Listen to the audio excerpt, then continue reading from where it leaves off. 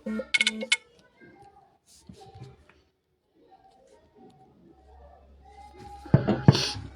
Students, welcome back to my channels education hub.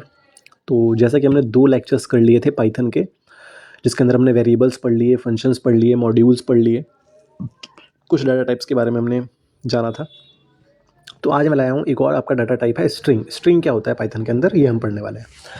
तो जैसा कि हम यहाँ पे रीड करेंगे थोड़ा बहुत, तो स्ट्रिंग क्या है? स्ट्रिंग एक डाटा टाइप है पाइथन के अंदर, जो कि हमें रिप्रेजेंट करता है एक ही कोड के अंदर, मतलब एक ही कोड के अंदर सीक्वेंस वाइज करैक्टर को हम लिख सकते हैं स्ट्रिंग की हेल्प से। जैसे मान लो हमें कोई नाम लिखना है तो हम नाम लिख सकते हैं स्ट्रिंग में, ठीक है। स्ट्रिंग करैक्टर को स्टोर करता है, वो भी सीक्वेंस वाइज, वो भी एक ही लाइन में, ठीक है। ऐसा नहीं है कि आप एक एक करके लिखेंगे, पहले एच लिखा फिर ए लिखा, नहीं, एक ही लाइन में लिखेंगे, ठीक है। जैसे हम वेज के, हमारे पास 3 वेज हैं टोटल स्ट्रिंग को लिखने के लिए। जैसे पहला हम सिंगल कोट में लिख सकते हैं, दूसरा हम डबल कोट्स में लिख सकते हैं, तीसरा हम ट्रिपल कोट्स में लिख सकते हैं।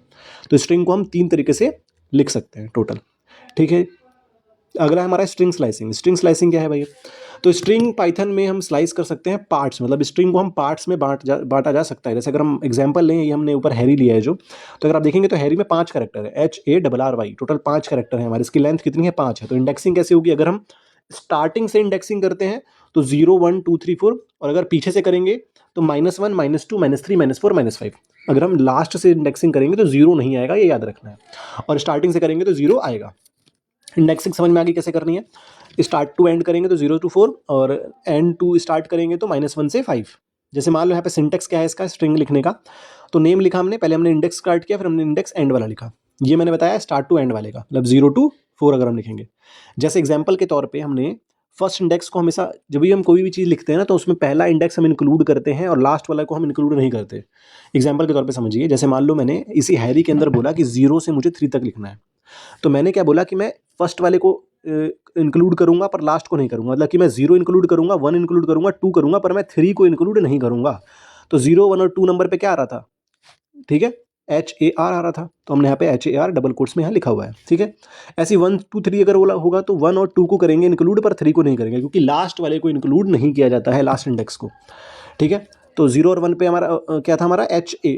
1 और 2 पे क्या था? हमारा AR था, ठीक है। तो यार हमने लिख दिया, फर्स्ट को इंक्लूड करेंगे, लास्ट को इंक्लूड नहीं करेंगे, बस इतना याद रखना है आपको, ठीक है। समझ में आया? आगे बढ़ते हैं। Negative index. नेगेटिव इंडेक्स क्या होता है? तो जैसे -1 अगर मैं लिख रहा हूं तो मेरा लास्ट करेक्टर यानी कि इस पे रिप्रेजेंट कर रहा है, पर -2 लिखूंगा तो सेकंड लास्ट करेक्टर होगा। माइनस हमारा पीछे से चलता है, प्लस हमारा आगे से चलता है, ठीक है। समझ में आया? अब जैसे हमें स्किप वैल्यू निकालनी है, जैसे मान लो मेरे को स्किप वैल्यू करनी है, तो हम कैसे करेंगे? जैसे मान लो एक अमेजिंग वर्ड लिया मैंने, अब मुझे चाहिए इस वर्ड में 1 6 और 2। तो अमेजिंग के अंदर 1 पोजीशन पे क्या है हमारा? अब इन्होंने 1 पोजीशन पे m लिखा हुआ है, क्योंकि 0 से स्टार्ट होगा, 0 1, तो 1 पे m आ गया।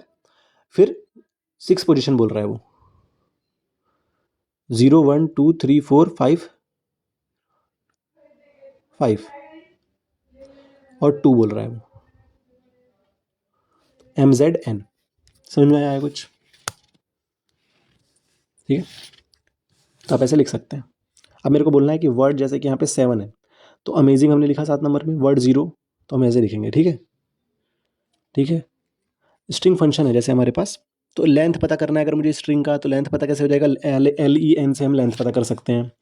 इसके अलावा हमें एंड्स विद पता करना है कि हमारा एंड किससे हो रहा है, तो एंड हो रहा है RRY से। फिर मुझे STR काउंट करना है, स्ट्रिंग काउंट करना है, मतलब कि कितने वर्ड इसमें रिपीट हो रहे हैं, तो R रिपीट हो रहा है, तो अकरेंसी हमारी काउंट्स की हमारी R हो जाएगी, ठीक है। रिपीटेड वर्ड अगर में निकालना है तो STR डॉट काउंट से करते हैं। STR dot ends with, and किससे हो रहा है, तो हमारा एंड वाला दिखा देगा यहाँ पे।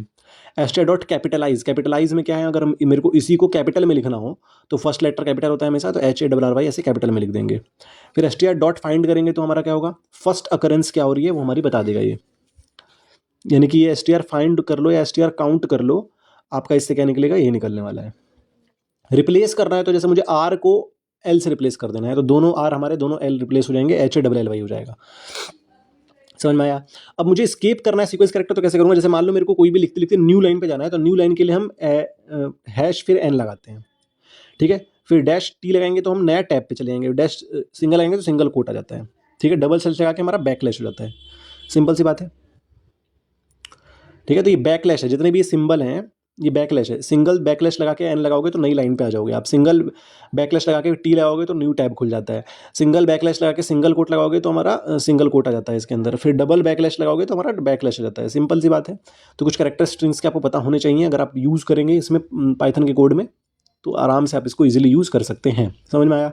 हमने इस वीडियो में पढ़ लिया कि स्ट्रिंग कैसे हम कैसे कैसे लिख सकते हैं, single code, double quote, triple code में स्ट्रिंग को, फिर स्लाइसिंग कैसे कर सकते हैं, अब सीधी स्लाइसिंग हो या फिर स्केप वाली स्लाइसिंग हो, दोनों कर सकते हैं, है ना। तो आज के लिए इतना ही, हम अगले लेक्चर में मिलेंगे नए आपके टॉपिक के साथ पाइथन के। ठीक है, जब तक के चैनल पर बने रहें, बेल आइकन को दबाना ना भूलें, लाइक करें, सब्सक्राइब करें। जय हिंद।